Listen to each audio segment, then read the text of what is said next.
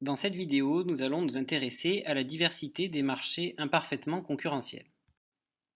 Le marché concurrentiel repose sur plusieurs hypothèses de fonctionnement qui permettent d'expliquer l'existence d'un prix d'équilibre et d'une quantité d'équilibre. Ces hypothèses sont celles de la concurrence pure et parfaite. Il existe 5 grandes hypothèses. L'atomicité tout d'abord, c'est-à-dire qu'il existe un grand nombre de demandeurs et d'offreurs sur le marché. L'homogénéité du produit, c'est-à-dire qu'un produit unique est vendu sur le marché. La transparence de l'information, c'est-à-dire que tous les acteurs sur le marché disposent de toutes les informations disponibles. La fluidité, qui renvoie à l'idée que les demandeurs et les offreurs peuvent entrer et sortir librement du marché. Et enfin, la mobilité des facteurs de production, qui peuvent être réutilisés à tout moment dans d'autres productions. Si ces conditions sont respectées, la théorie montre que le marché atteint une situation d'équilibre. Par ailleurs, dans le cadre du marché concurrentiel, les entreprises sont dites preneuses de prix, ou encore price taker. Cela signifie que le prix d'équilibre s'impose à elles. Elles ne peuvent donc pas agir sur le prix de vente de leurs produits. Dans la réalité, les marchés ne réunissent jamais toutes les conditions qui permettraient de les considérer comme parfaitement concurrentiels. Ils souffrent de ce que les économistes appellent les imperfections de la concurrence. Ces imperfections proviennent du fait que les conditions de la concurrence pure et parfaite sont très rarement respectées. Il peut ainsi y avoir présence d'un nombre relativement limité de producteurs, ou encore des produits non homogènes, c'est-à-dire qu'il y a une différenciation des produits, ou encore une information qui est imparfaite. On peut ainsi distinguer 3 modèles principaux de structures de marché. Les structures de marché correspondent à une certaine configuration de l'offre et de la demande sur un marché. Il existe ainsi le marché concurrentiel que nous venons d'analyser, mais également le monopole, où une entreprise est le seul producteur d'un bien ou d'un service, et enfin l'oligopole, qui est caractérisé par un petit nombre de firmes interdépendantes, vendant des produits identiques ou différenciés. Il existe ainsi une variété de structures de marché. Il y a en plus du marché concurrentiel les monopoles et les oligopoles. On parle de monopole pour désigner une structure de marché dans laquelle une seule entreprise fait face à un grand nombre de demandeurs. Dans ce cas de figure, l'entreprise est en mesure d'imposer son prix de vente aux demandeurs. Bien souvent, ce prix de vente est supérieur au prix d'équilibre qui aurait dû exister dans le cadre d'un marché concurrentiel, ce qui a tendance à pénaliser les demandeurs en entraînant une réduction de leur pouvoir d'achat. L'existence de monopoles s'explique par différents facteurs. Certaines activités nécessitent des coûts fixes très importants. Cela crée une barrière à l'entrée qui dissuade l'arrivée sur le marché de nouveaux offreurs. Il est possible également que certains monopoles soient entretenus par les pouvoirs publics. On peut penser par exemple en France au monopole de la SNCF sur le trafic ferroviaire. On constate que dans le cas du monopole, c'est la condition d'atomicité qui est remise en question.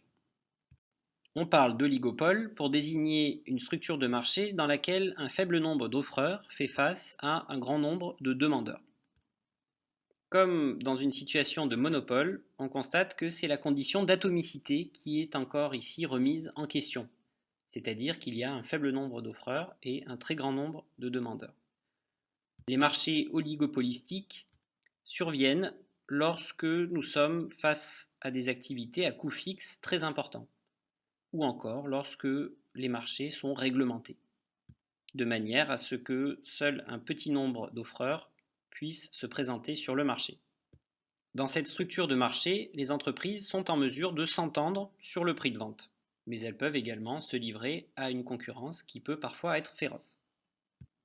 Nous allons maintenant nous intéresser aux différentes stratégies qui permettent aux entreprises de renforcer leur pouvoir de marché. Le pouvoir de marché d'une entreprise résume sa marge de manœuvre en matière de détermination des prix de vente et des quantités qu'elle met sur le marché. Il existe différentes stratégies permettant soit d'augmenter le pouvoir de marché, soit de le maintenir.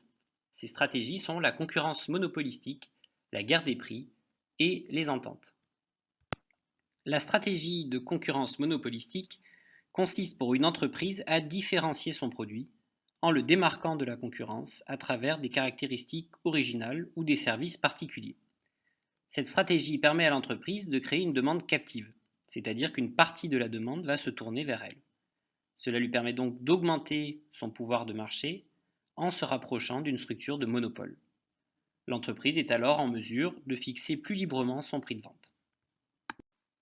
L'entreprise peut également augmenter son pouvoir de marché en mettant en œuvre une stratégie de guerre des prix. En effet, en baissant son prix de vente, elle va attirer une partie de la demande et donc augmenter sa part de marché.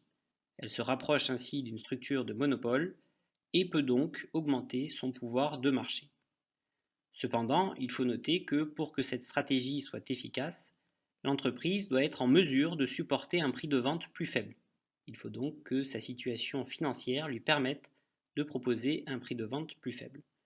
Par ailleurs, cette stratégie fonctionne uniquement si les concurrents ne réagissent pas à la guerre des prix qui est enclenchée. Enfin, les entreprises peuvent maintenir leur pouvoir de marché en s'entendant sur le prix de vente qu'elles vont proposer aux consommateurs. On parle alors de stratégie d'entente sur les prix ou encore de stratégie de cartel. Ce type de stratégie est assez fréquent sur les marchés de type oligopolistique. En s'entendant sur un prix de vente commun, les entreprises se partagent le marché et maintiennent par la même occasion leur pouvoir de marché. Bien souvent, ce prix commun est supérieur au prix d'équilibre qui aurait prévalu dans une situation de concurrence pure et parfaite, ce qui se fait au détriment du consommateur. Afin de remédier aux imperfections de la concurrence et à leurs conséquences sur les consommateurs, les autorités de régulation de la concurrence se voient confier la tâche de prévenir les pratiques anticoncurrentielles. Elles empêchent ainsi certaines fusions d'entreprises afin d'éviter que certaines entreprises aient un pouvoir de marché trop important.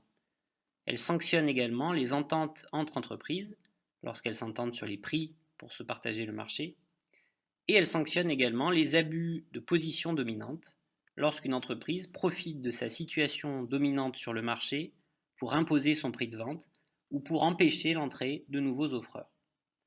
L'objectif de la politique de la concurrence reste de protéger le consommateur.